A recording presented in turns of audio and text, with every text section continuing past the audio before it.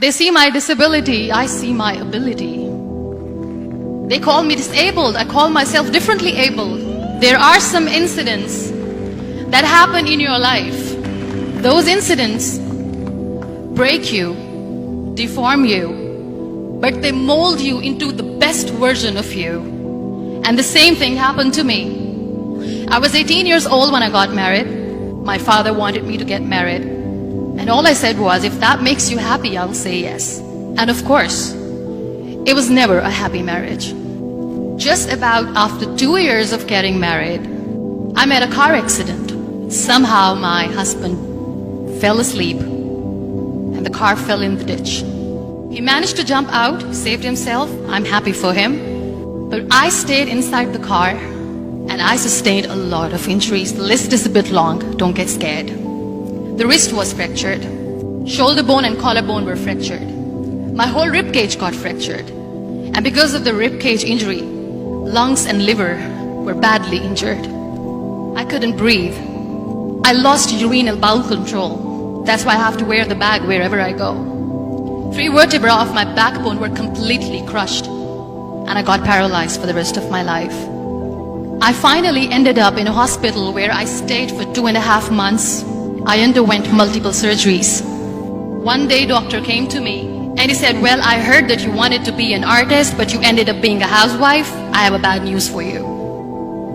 You won't be able to paint again because your wrist and your arm are so deformed, you won't be able to hold a pen again. Next day, doctor came to me and said, your spine injury is so bad, you won't be able to walk again. Because of your spine injury and the fixation that you have in your back, you won't be able to give birth to a child again. That day, I was devastated. I asked my mother, why me? And that is where I started to question my existence. Why am I even alive? And that is where I realized that the words have the power to heal the soul.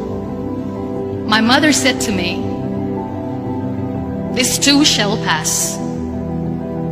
God has a greater plan for you.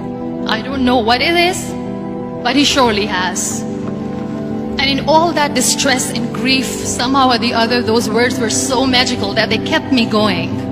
One day I asked my brothers, I know I have a deformed hand, but I'm tired of looking at these white walls in the hospital and wearing these white scrubs. I'm getting tired of this. I want to add more colors to my life. I want to do something. Bring me some colors, bring me some small canvas. I want to paint. So the very first painting I made was on my deathbed, where I painted for the very first time. It was not just an art piece or just my passion. It was my therapy. And then I was discharged and I went back home. And I went back home and I realized that I have developed a lot of pressure ulcers on my back and on my hip bone. I was unable to sit. There were a lot of infections in my body, a lot of allergies. So doctors wanted me to lie down on the bed straight for not 6 months, for not 1 year, for 2 years. I was bedridden, confined in that one room, looking outside the window, listening to the birds chirping, and thinking maybe there will be a time when we'll be going out with the family and enjoying the nature. That was the time where I realized how lucky people are. That is the time where I realized that the day I'm going to sit, I'm going to share this pain with everyone to make them realize how blessed they are, and they don't even consider them lucky. That day I decided that I'm going to fight my fears. We all have fears. Fear of unknown, fear of losing people, fear of losing health, money. We want to excel in career, we want to become famous, we want to get money. We are scared all the time. So I wrote down one by one all those fears. And I decided that I'm going to overcome these fears one at a time. You know what was my biggest fear? Divorce. I was trying to cling on to this person who didn't want me anymore, but I said no. I have to make it work. But the day I decided that this is nothing but my fear, I liberated myself by setting him free. And I made myself emotionally so strong that the day I got the news that he's getting married, I sent him a text that I'm so happy for you and I wish you all the best. And he knows that I pray for him today. Number 2 was, I won't be able to be a mother again. And that was quite devastating for me. But then I realized there are so many children in the world, all they want is acceptance. So there is no point of crying, just go and adopt one. And that's what I did. People think that they will not be accepted by the people because we, in the world of perfect people, are imperfects. So I decided that instead of starting an NGO for disability awareness, which I know will not help anyone, I started to appear more in public. I started to paint. I decided that I'm going to join the national TV of Pakistan as an anchor person. And I've been doing a lot of shows for the last 3 years. I became the National Goodwill Ambassador for UN Women Pakistan, and now I speak for the rights of women, children. We talk about inclusion, diversity, gender equality, which is a must.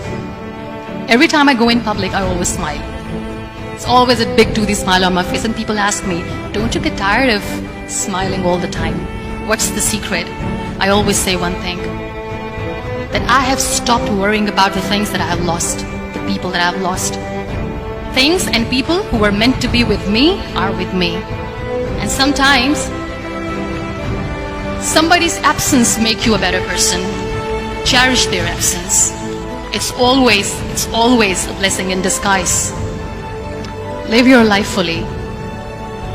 Accept yourself the way you are. Be kind to yourself. Be kind to yourself. I'll repeat, be kind to yourself, and only then you can be kind to others. Love yourself and spread that love. Life will be hard. There will be turmoils, there will be trials, but that will only make you stronger. So when you accept yourself the way you are, the world recognizes you. It all starts from within.